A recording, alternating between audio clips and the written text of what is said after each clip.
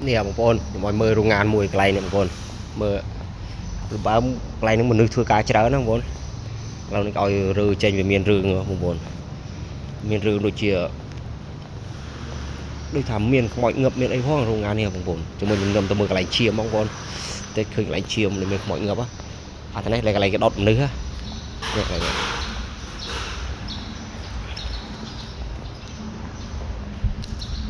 เนี่ยบนนะเบื่อเลยเงือบ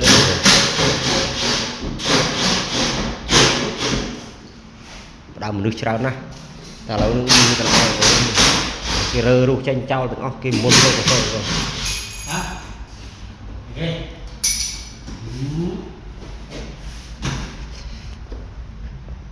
bay thà lập cái này đang này trắng nữa, rồi rơ trâu từng này rồi, này bắt tục lại cái này chùm hôi, để lại đặt khmoi đỡ đây cầm đang còn nè, này còn, này ha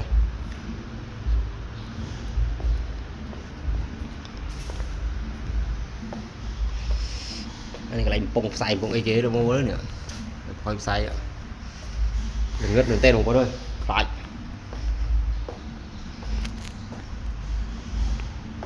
niềm nư tê không còn mình này hiên trộm phơ tê mình này cái hiên trộm phơ thì lại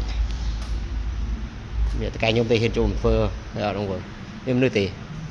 rồi ngàm vào nào này rồi mưa niềm nư tê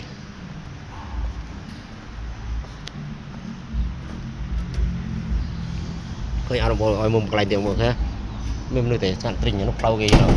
nó thông gì đó